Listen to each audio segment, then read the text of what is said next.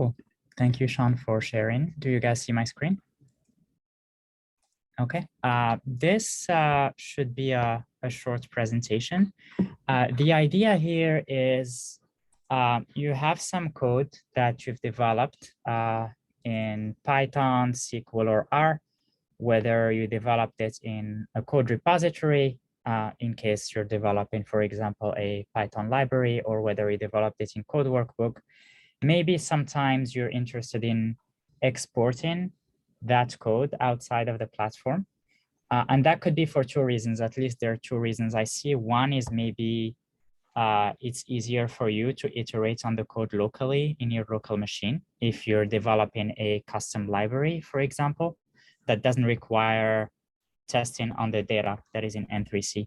Or maybe you're just done with your projects and you want to publish your code in GitHub or some other venue. So unlike data and results, which go through a download review process before being able to export them outside of the platform, exporting code is cleared as long as obviously it doesn't have any identifying information within the code, which is rare, but exporting the code outside of the enclave to iterate on it locally or to publish it is something that it's allowed. And so I'll show you two methods, and I'll start with the code repository example, because that's probably the use case where you'd want to import it the most. So let me first create a code repository from here.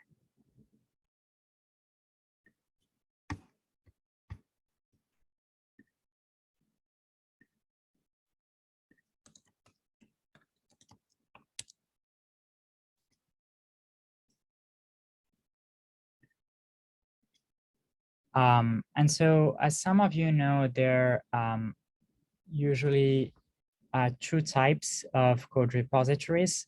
One is called the data transforms code repositories, which basically is a repository that allows you to take in data sets as input and then with code doing transformations to the data sets and producing output data sets. But you also have the other use case, which is you just want to develop a Python library, which is a set of function and then some package, and maybe you can reuse that package in another workbook or in another code repository. And so let me maybe for and this, what I'm showing will work for both, but let me show it in the case of a Python library. Let's call this test export Python lib EUG. I'm going to initialize a Python library code repository, and what this does, it creates some templates that you can build upon, some basically script examples that you can build upon. Saad, are you in the Enclave users group training folder when you're doing that? Yes, I believe so. Let me double check. Oh yeah. Yes, I made sure to create it within the folder. And so maybe let's create some functions here before importing it within this folder, my project. So let me, I think I have an example ready to go fast. And let's create a new file here. Let's make it a Python file. And maybe I'll call it something like my common utils functions.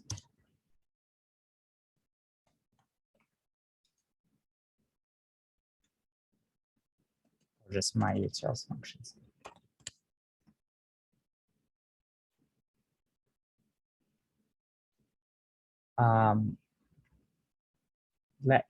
I have some code ready. I'm going to pass it. The goal here is more of a, to show you how to export code. So this is more of a Python code, this function is taking in a data frame and removing all, filtering out the null rows given an input column. This one is adding a dummy column with the dummy text. And so let's say I'm going to commit this. Let's give it a set of functions.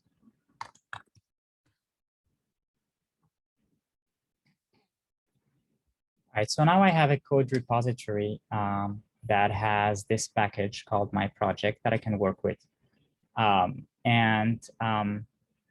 Let's say from now, I want to export this to my local machine, either because I'm done with it and I want to publish, or because I want to make some changes in my local machine and maybe push back.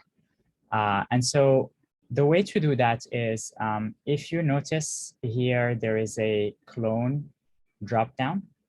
And this is a Git remote URL. So code repositories has a Git integration, meaning that you can use Git commands to basically pull in this code in your local repository and work with it. So I'm just going to copy this link, and then I'll stop sharing and I'll share my local terminal of my machine. So let me share again.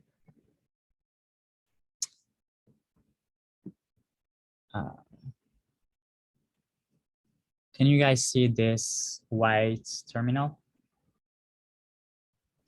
You might want to make the text a little larger. Yes, let me see how to do that. Is it too small? It's pretty small. Maybe try Command plus. I think that works. Yeah. Oops. Is that bigger? I think that'll work. Okay, great. So this is just a local, my local machine. It has a bunch of local repositories that I was playing with. Some were just for testing and some I'm working on. And so all I need to do is git clone and then paste in that long git URL from my code repository. And now it just says it's cloning this repository locally. So now if I look at the list of my repositories, I can see this test export Python lib EUG that I created. I can go into it and explore it. It should have the same folder structure as when you look at it from the enclave. So most of the code is in source. So let's go to source, and it's in my projects. This is where I have this file that I created, my utility functions. And so I can take a look at it here and open it. And these are the functions I've defined in the enclave. So let's say I want to add maybe locally an additional function. Let me then edit this file locally.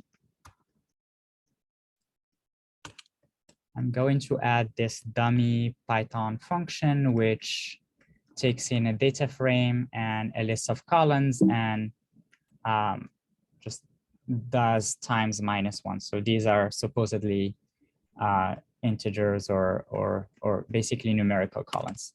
So I made a change in this local file.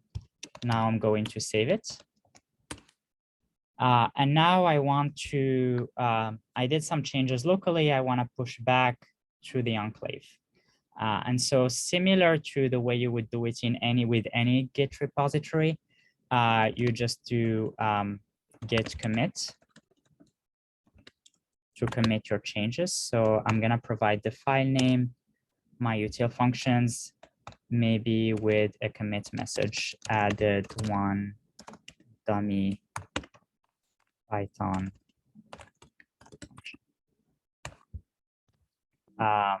So let's do this.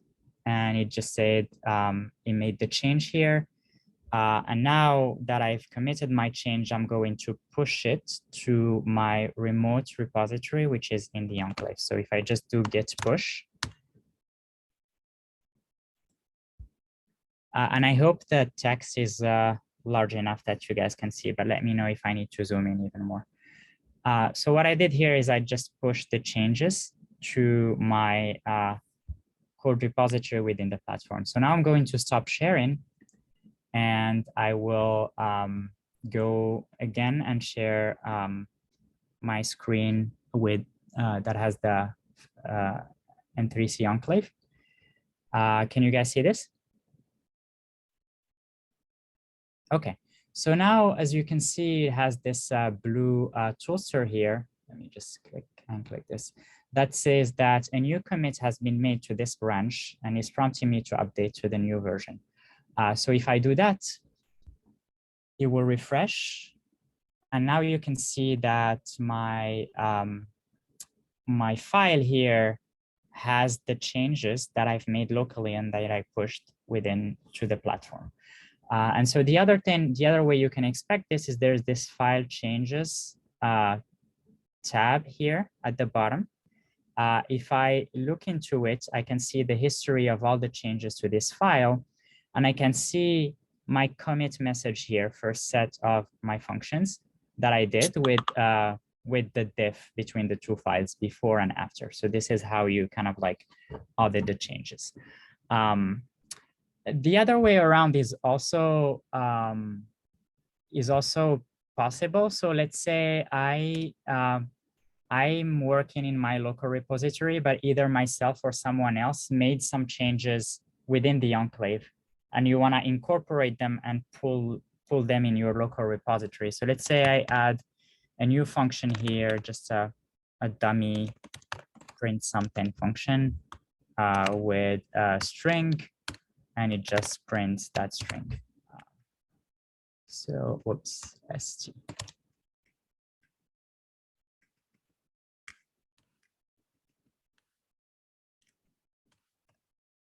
Cool.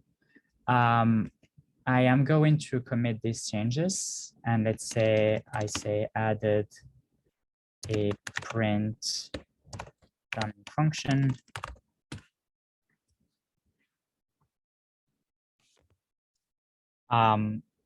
You can see the commit message in here. That this is the, if you click on the two changes here, you can see that I've added this print. So now let's go to my local repository again, and let's pull in these changes. Where is my terminal?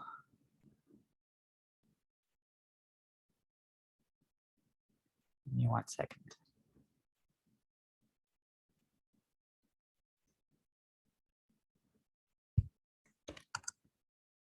I think I've accidentally closed my terminal, so let me open it real quick. There you go. True.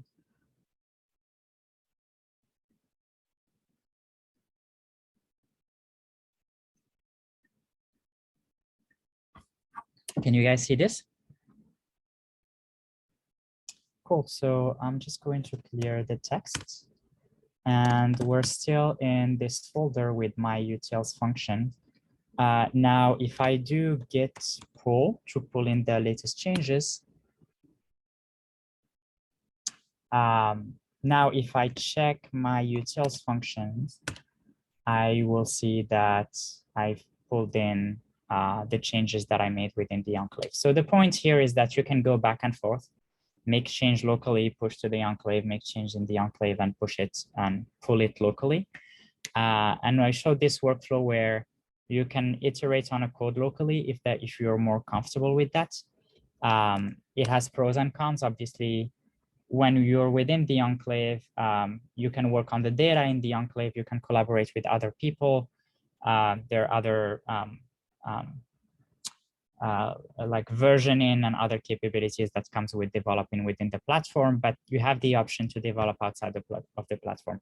And now, because you have this code repository in here, this repository here, you can actually, I'm just going to go back.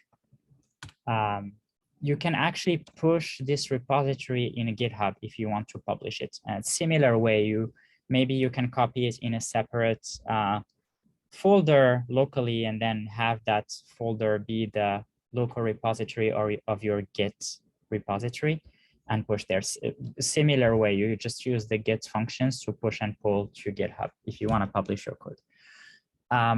So let me go back to the platform, and what I wanted to show next are two things. I'm going to show the same example in a code workbook, but it works very similarly. And maybe I wanted to show how to do it in a with a transforms code repository and discuss some pros and cons. But before doing that, are there any questions so far? Yeah, what happens when you have a conflict? Conflict where?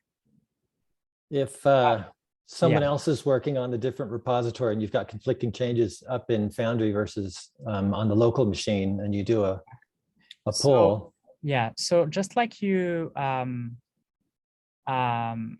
if you're on a repository here and then you have people working on different branches and then they push their changes to master and there is a conflict, in the pull request, you will have the option to resolve that conflict by accepting either your changes or the changes, either your incoming changes or the existing changes. So similarly, if you pull in the code locally, you will have that option to resolve the conflict, and resolving the conflict just means which piece of code I will accept if you yourself and someone else edit the same function. So you have that functionality within the platform, and you will have it with Git locally. Does that answer your question? I'm familiar with Git. I just didn't see exactly where it appears in the platform. But as I look a little more detail at the bottom of the screen you have there, I think I can see where it would be. Yeah. So the way it would work here is I'm not going to show it fully, but I'll just briefly show where you can see it. So let's say I have a new branch. Well, I guess you don't need to create a branch. You don't need to follow a pull request workflow in order to get conflicts, but sorry, can you say that again? You don't need a workflow that includes pull requests to create conflicts. But if what you say is that you, yeah, that is true. You don't need to absolutely. You don't need to like. I was just showing the use of separate branches to create a conflict and how the resolve conflict would show up in the pull request. But if you're iterating only on the master branch and then you have a conflict because someone else is editing the master branch, then you would have the opportunity locally or when you push it in the platform to resolve that conflict. And I think Steve had a question. Yeah, I guess maybe you're going to get to this, but now that you have the library, are you going to show us how we can reference it in a code workbook? I can show that. That wasn't the plan. I think I've showed it in one of the previous presentations, but I can definitely show that. And in fact, in this README here, it tells you how to publish this library. So basically, you have to edit this configuration file and say, this library, I want to publish it. And once you do that and you commit and the checks pass, you are able to see it in a code workbook. When you customize your environment, you can pick this custom library just like any other library. Okay. I think that's actually the issue. I've done those exact steps, and like you can't do that because none of the libraries are customized to pull in the libs libraries.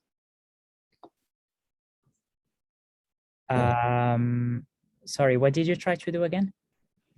I created a library, put all that in the YAML file, the meta YAML file, and or not the meta YAML file, the build Gradle, and got it committed and built. And then you can't see it in the workbook because apparently there's an environmental setting that needs to be set in the environments that is not pulling in the libs shared libraries.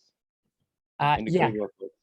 Yeah, that's correct. So this is something, the thing that I didn't mention is once you publish the library, you usually reach out to us so that we enable that environment you're working on to pull in custom libraries. However, there are some of the code workbook environments have already that flag enabled. So it depends on which profile you used. So for example, I'm just gonna open a code workbook, just an example one.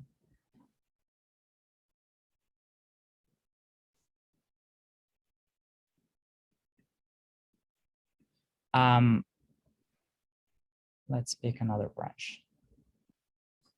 I mean, just a question to the rest of the team. I mean, doesn't it seem reasonable that as we move to code repositories, that all environments on the enclave should just automatically bring in the shared libs as part of their environment to make it easier for everyone? Or not? I mean, that is totally fine, and we can enable all environments. Right now, a select number of them have that feature enabled, just because we haven't seen many people wanting to publish custom Python libraries. So we enable it on a case-by-case basis. But I see no issue in enabling all of them. It's just that most of the, at least from what we've seen, most of the people developing code within the platform have done so in code workbook, which is like a less different workflow. It's less suited to developing custom Python libraries and more to doing data analysis. But to your point, I think currently some of them, like the ML resources, have that feature enabled, maybe light profile. So I can follow up with the list of the ones that have them enabled, but I think it's totally fair to enable it for all of them, so that you don't have to reach out to us and go through us to publish that library. Thank you. That would be great, because my working group has also run into well, I wasn't the one who had the problem, but from what I've heard, the description, it sounds like exactly the same problem as Joe's. And I didn't know that some of the environments, you know, grab the shared libraries and others do not. And of course, right now, there's absolutely no way of knowing which is which. So if you could make some improvements in that, it would be much appreciated. And also, to be clear, there are two use cases, right? There is the use case where you develop a Python library and you share it with your collaborators within the same research projects and workspace. That has less steps for the sharing. But if you want to share the library with the wider N3C community, there is an additional step, which is publishing that library in the knowledge store. And what that step does is that it enables anyone within the platform to have view access to that library, and they can reuse it. And they can basically run it and use it. So by default, when you publish a library, the default behavior is that it's available for you and people in your workspace. If you want to publish it to the wider community, then the extra step of publishing it to the knowledge source so that we apply the proper permissions needs to be done. Oh, okay. So let me make sure I understand. You're saying that, well, because this is precisely the goal of the machine learning domain team, is to create libraries for use throughout the enclave. Mm-hmm. So if I understand you correctly, to achieve our goal, we will go through, you know, one of the critical path is a request to Palantir to add a library to the knowledge store. That's correct. Right now, I think you've been mostly testing it within the ML domain team, right? Which is why we haven't achieved that step. But yeah, once we're at a point where the library has been tested and is ready for release, then yes, we will work with, and it's a simple kind of like flag switch. But we need to go through that to have it accessible for other people. Okay, but what we were talking about earlier with environments that either do or do not include shared libraries, yes, that's an issue that comes up even within a single DUR, correct? Or did I misunderstand? Yes, but I believe I might be wrong, but I was under the impression that the light profile, which is the default profile when you create a code workbook, has Okay. that flag enabled. Okay, Maybe I don't think it I'll does. double check that. Sorry, go ahead. I have not been able to get that to work, Saad. The profile, I added my repo to it, and it sees it, it adds it, but it never finishes initializing the It never environment. finishes in a, so I saw your issue and I was, we can take that offline. I was under the impression that there was something finicky about the library in itself. I know it was dummy code that you wanted to publish, but Yeah. there was something that was not being published properly. So I can take a look at that with you, because I did exactly a very similar library in your project and I recreated it and I was able to see it in a code repository and have it initialized in the platform. So my guess is that something in the publishing process didn't go well. It's not necessary that you didn't go through the steps, but I'm not sure yet what happened there. Okay, so you're saying it should work, but this flag you were just talking about on the different environments, does that affect if the people in the project too? So basically, if you want to load any custom library, right now you need to load it in a code workbook profile. And by code workbook profile, I mean one of these, when you do customize, these are the profiles that exist. Like all of them, each one of them has a different set of packages. So you need to load it in a profile that has the use of custom libraries enabled. And these are currently only a select number of profiles. If I'm not mistaken, light profile is one of them, but I can double check. But it is fair to say that we can make it the case that all the profiles should be able to use custom libraries by default. But yes, does that answer your question? I think so.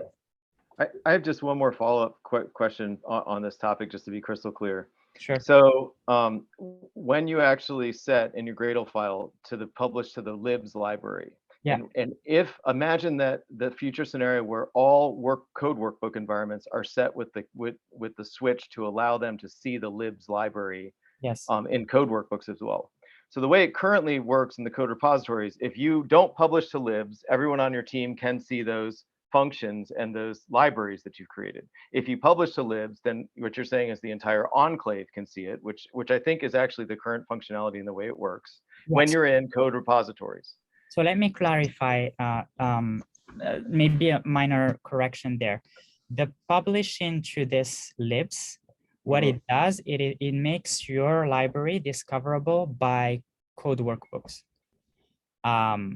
If you don't do this, your library, you can still use it from other code repositories. Oh, okay. As long as you have all the other permissions in place, meaning within your research project, it's fine.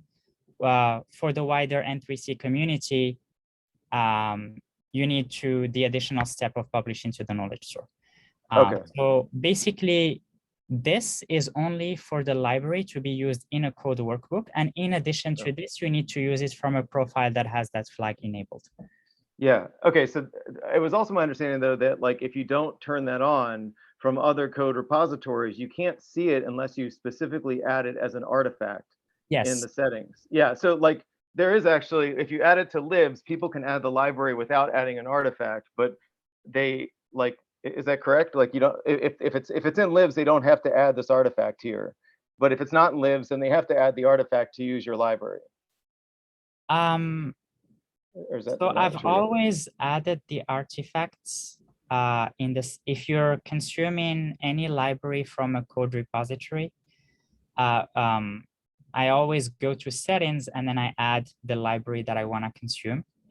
It may be the case that if it's in libs, you don't need to add it here, but I never really bothered or checked. I always added it, but that's a good question. Maybe you don't need to add it if it's in libs. But the recommended way is like, if you're gonna consume your library only in other code repositories, you should not publish in libs. You just basically add it as an artifact to your consuming code repository from here. Okay, great. I think that's fine. I think you've answered all my questions. And Hannah, thank you for filing that ticket or checking on that. I would love to have that enabled in the long COVID ASAP, because I'm trying to start to develop some shared libraries for the team there. And you know, it'd be nice to have that available. Okay, yeah, no problem. We'll make that. Is that you're talking about the long COVID profile, correct? Yeah, the long COVID Yeah. profile is the That one we one. primarily use. Right, because that one is a custom one that we've created specifically for long COVID. We haven't switched that flag yet, but we'll definitely do that. Yeah, but I don't want to speak for the whole enclave, but I would imagine there's many other people and other that are on other profiles that would probably prefer to have that enabled as well. Sure. But Saad, are you saying though that if I create a code repo in my project, Mhm. I should be able to use it from code workbooks in my project? Yes. You, I mean, sorry, if you create a Python library in your project, Yeah. and then that Python library is published, meaning you you set this to libs, Okay. and then yes, you should be able to open a code workbook and then add in that library to your code workbook and use it. By going, say, to the global Python code and say import Yes. package. Yes. But that doesn't Provided. seem to work unless I can add it to my environment. Well, no, you need to add it to your environment. Sorry, Okay. if I wasn't clear. Yes, your environment doesn't have that library by default. You need to add it to it. And the profile would still need to have been enabled for this shared channel, right? Yes. Okay. Yeah. So, One more maybe- trick. Actually, I'll just tell everyone, since we're talking on this topic, just that it took me a second to figure out. And when you go into build Gradle, your instructions there seem to indicate that you would put that Python library inside the main section of the Gradle file, but it doesn't work unless you put it actually after the 2 lines that are in there that are like Foundry specific. Like, see where it says apply plugin? If you don't put it after those apply plugin lines, but I think most people, when they are adding stuff to a Gradle file, would have added it up in that repositories and section, like in between, you know, those 2 things there. You know what I mean? Like in the build script. It seems like you would add it in the build script. Okay. And so it's confusing that you're supposed to add that to it only works if you add it after apply plugin.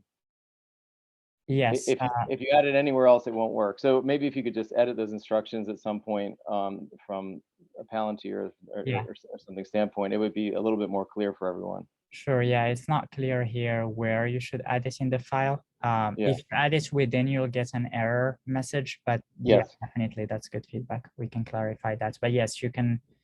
You'll add it. You should add it towards the end. Okay, any other questions about publishing and reusing libraries? All right, one last question. So how do you unpublish your library? Like, I was just goofing around trying to get it to work. So now I have this junk repo published to libs.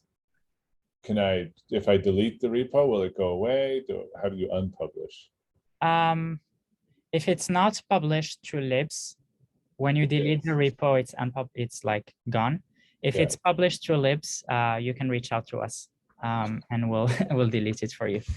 Once you publish things to libs, they're a little bit harder to get rid of. But we basically are able to do that for you. Okay. Wait, working first, but anyway. Yeah, just so I'm clear about that point he's actually making, just to make sure I'm understanding, it's the master branch that's published and is that updated when the master branch gets updated. Is that true? Or you're saying it gets published and then that's it in its final form, or it can't be updated? No, you can keep updating it. In fact, when you have a library here, you can create tags. And tags corresponds to versions. So you can make a change and create a new tag. Okay. And that version is what you select when you import the library. So you can keep updating your library. I think what Steve was asking about is actually unpublishing the library just because it was test or junk. Yeah. Thank you. No problem. So maybe without, I'm just going to create a dummy code workbook. And it works very similarly. Sorry, let me just go back.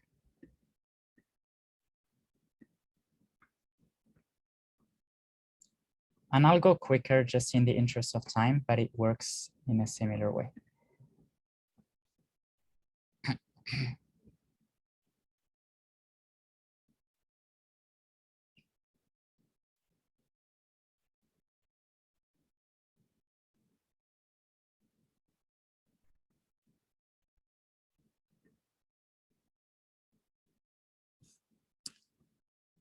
So let's maybe import some of the public data sets, and I'll just create some dummy SQL, R, and Python code. And let's try to export it. So maybe I'll go to the concept sets members table. Or maybe not.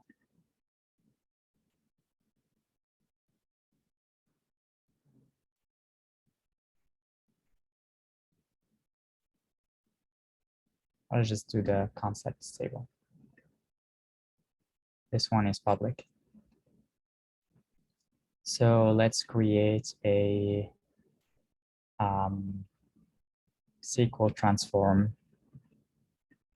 Just make it select concept ID from, whoops.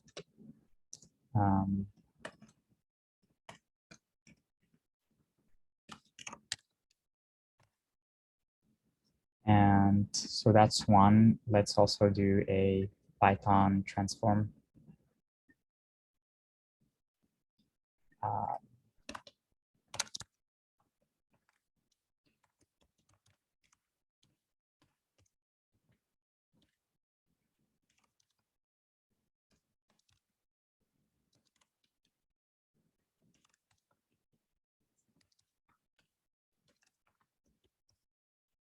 And then just do a third transformation, which is an R code, just to show you that all of them can be exported at the same time.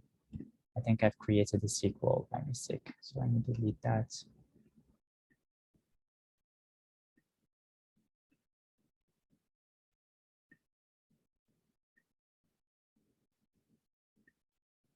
Let's do return concept.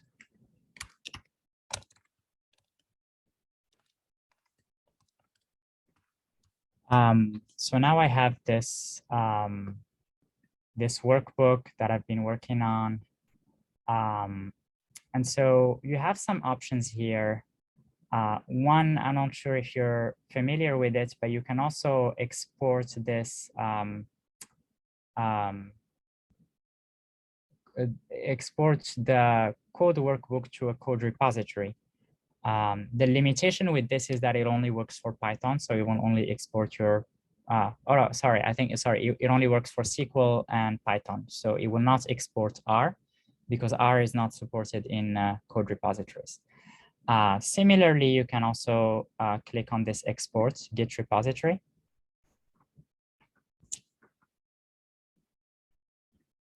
And so what this does is it does exactly the same thing. It gives you a URL where you can do git clone. And the way the files will be represented is all the R transformations will be under a pipeline that's R file. All the Python transformations will be under a pipeline that's py file.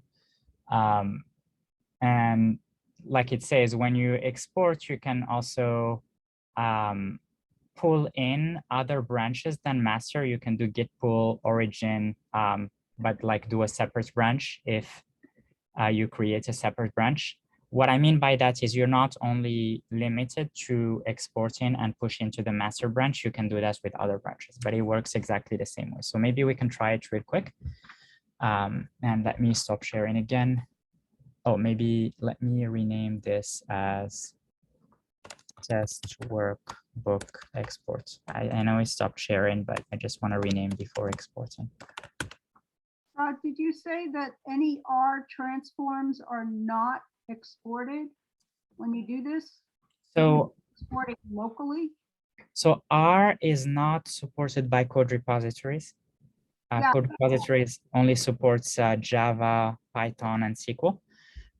So I said R is not exportable to a code repository, but it is exportable locally if you want to export it locally. That's what I misunderstood. So locally, it's okay. Just don't try to make a code repo out of your local repo, because that won't work if you have R in. Yeah, you won't. Yeah, that won't work. And if you export a code workbook directly to a code repository, which is possible with that feature I showed, it will only push and exports the Python and the SQL functions. So let's do. Let's maybe go up and let's do git clone this repository, this code workbook. I think it's still the change name was not effective. So yeah, there you go. It's called code workbook and the dates I created it. Can you guys see this well, right? Okay. So here, if we go into the code workbook and then we explore the file, you'll see that you'll have basically 3 files. So any code in a R node will be in pipeline.r. Any code with in a Python node would be in a pipeline.py, and same thing for SQL. So if I explore this pipeline.r, I will see that the only difference here is that because this is a data transformation and not just a library function, it will be wrapped in this transform decorator, which tells you here are the input data sets and here are the output data sets. So I'm using this input data set, and that's just the resource ID of the data set in the platform. And it outputs, right now it doesn't save as data set, so the output is not really a data set resource ID. And then I think I forgot to save the function, or maybe this is the R function. Right now it's empty. But if you have multiple transformations, each transformation will be under a transform declaration. And why is this important is this mechanism is helpful if you want to publish your code, but it's not really rerunnable as is locally, because you have these transform decorators and you need to do some editing. And this is a code workbook expects like input data sets and returns output data sets. So you can really run that locally as is. But for Python libraries, that's different, because these are just set of modular functions that you can use within any Python process. So that's the process for exporting a code workbook locally. Yes. Does the information that's exported tell what functions are called in what order? Like a code workbook has a sequence of the pipeline. Is that information exported as part of this? It's a good question, because a code workbook is not necessarily linear transformations, right? You can have a tree. And so I think the order of the functions will be the order in which you created them. And so if it's too complex, the way you can tell is by looking at that transform decorator and saying, okay, here is the input, here is the output. So it's not necessarily obvious depending on the structure of your data sets, but the way you would tell is by looking at the arguments of your transform decorator and looking at the input data set and where it's used, etc. So the output of one node, like this main node here, will be that whatever it's called will be a name on the input of one of these other nodes? Yes, correct. That is correct. Okay. That's helpful. Yeah, I think so. That's mostly what I wanted to show, I believe. For the discussion of the usefulness of this, I see it the most useful when you develop Python libraries in a code repository, because these tend to be modular and you can maybe iterate on them locally on some dummy data. But if you have a code workbook or a data transformations code repository, it's not really useful to export other than maybe when you're done and you want to show your code, because it's not immediately runnable. You need to do some adaptations and edits. So that's mostly what I wanted to show. Are there any questions about this? That's just single directional, right? Like that export tool, like you can't ever bring it back in or something. Like there's no like, it's not two-way. Oh no, I showed earlier. Well, if No- I understand No, your with code question workbooks, not code repositories, code workbooks. When you just did that export function, it just Right. exports your code, right. but there's no way to push it back up, right? Or anything like that. No, you can do a git push, but it's not. It's only gonna work if you edit the existing functions. That's when it's going to work well. You can, if you want to create a new transformation, you'll have to manually type a transform decorator, and it might not work seamlessly because when you create a new node in a code workbook, it generates the ID of that node. Mhm. So I'm not sure if it's going to work seamlessly, but if you just want to update the existing transformations, it definitely works. You just update, you do git commit and git push, and you will see and you can push either to the master branch or to another branch. That should work, but I don't know how useful So if that is. you export that to, so just because I don't think this is actually how it works. Like if you export that to a code repository, I edit it in the code repository, and Mhm. then I commit that in the code repository. Nothing happens in the code workbook environment. No, Like they're disconnected. Yeah. So if your question is it bidirectional between a code workbook and code repository? No, you can export to a code repository, but you cannot push back code from a code repository to a code workbook. You'll have to package it inside of a library and import the library in your code workbook. But my understanding initially of your question was if it's between your local repository and a code workbook, then yes, you can export locally, make some changes to your existing function, and do git push. Does that answer your question? Yes, you've answered my question. Okay. I didn't fully discuss or I didn't show.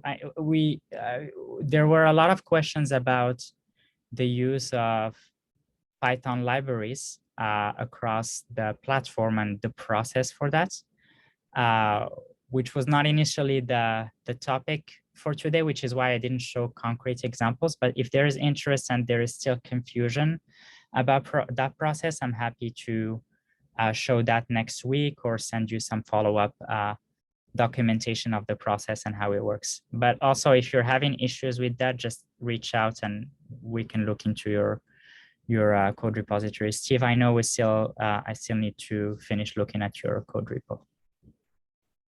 Yeah, and if you got one working in my project, just point me to it and I'll just look at it.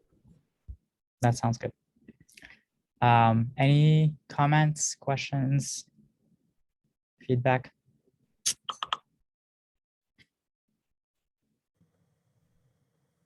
I really enjoyed your presentation. Thanks for doing this today. It's been helpful for me. No problem. And we owe you a follow-up for the long COVID profile, so we'll get back to you. I'll file a ticket officially for it too, so Okay, I'll put that perfect. in the system. Then people will get back to you. Thank you. Yeah, one question for a future topic. I'm going to try to, I was trying to work on this a little bit, is Hugging Face models. So if you use PyTorch and you want to get the PyTorch models like off of Hugging Face, like right for any of the parts of the machine learning, that's one of the reasons I was going to use code repositories, because there's no way to get those. Normally you do like, there's like torch text, like, or something. I might want to add torch text into PyTorch.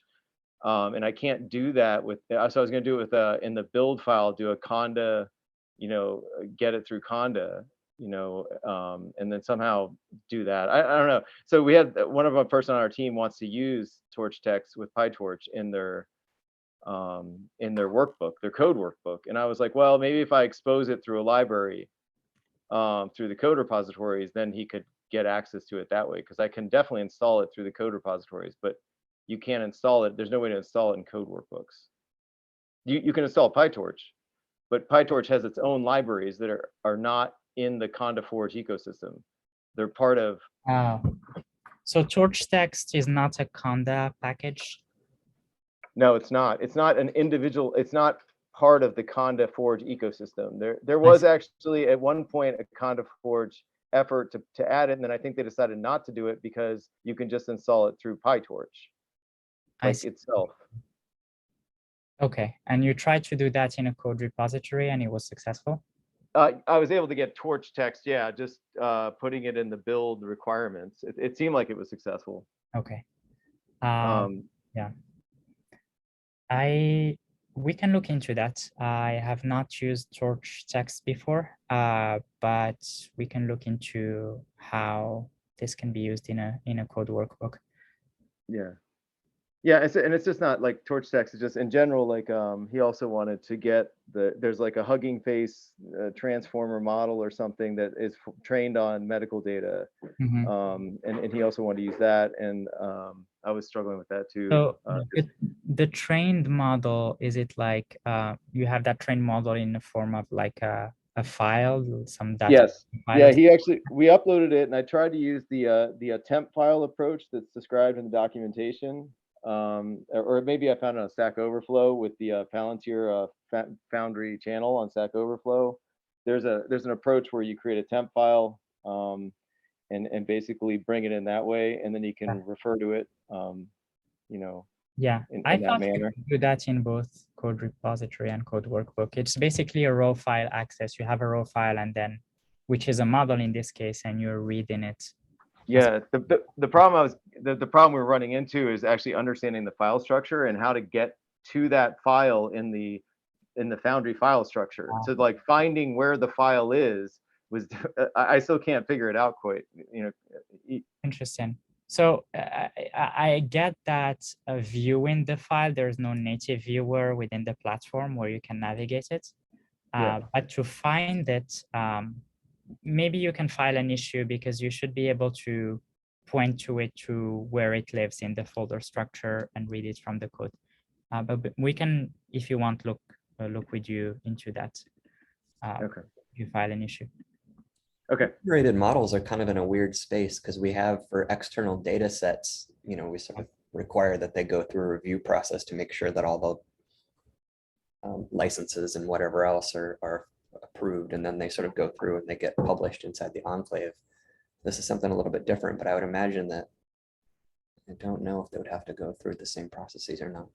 I'm not aware of any existing process to bring pre-trained models inside the platform. I haven't seen many use cases of it, but I've seen at least maybe one where it was fine, like no one really. Very good use cases for it, like Joe is suggesting. So maybe that's something we can bring up at a N3C meeting somewhere. Yeah, I mean, it's the license shouldn't be an issue because these are actually standard models that were even like built into like the Hugging Face library that we're bringing in through Conda Forge. Like it's just a standard way you normally, but because we can't connect through we can't connect out to the internet to pull it down. That pull down function doesn't work. So you got to like manually bring it in. I mean, I would agree. There are open source data sets that have to go through the Creative Commons stuff. Still has to go through all the hoops that governance sets up. That actually raises an interesting question just in general, though, because anyone can put anything on Conda Forge, and the platform automatically brings in all Conda Forge libraries. So there's no due diligence there at all. Like just, Yeah, that is a good point. We do pull in most of Conda Forge stuff automatically. I'm not aware if there is any formal vetting, but I think we have an info security layer, which is a team that kind of like makes sure that we're not bringing anything malicious. Yeah, but that is a good point. Yeah, I imagine, but he was kind of bringing up some issues around Creative Commons and licensing, which would Yeah, Would And probably that's one of not. the reasons that Yeah. they review, US Census data sets have to go through a review process and everything else. And partially also, they want to make sure that it doesn't increase the re-identification probability of patients and stuff. Yeah, okay. Interesting. So yeah, I'm not sure how to proceed exactly, but Pre-baked models, I think, are weird too. I've also heard folks who want to generate a model inside the enclave, like maybe a deep learning model, and export the whole model. And I think that they've given some preliminary approvals for that kind of thing. But of course, you could put a whole lot of data in a deep learning model with 11 million parameters. So yeah. Cool. Well, I mean, we're at time. I can stay longer if you have more questions, but for those who have to leave, thanks for coming in, and I hope this was useful. And we're always open to suggestions of topics or feedback or any issues that you might have. Just bring them up to us. Thanks, Todd. Very informative.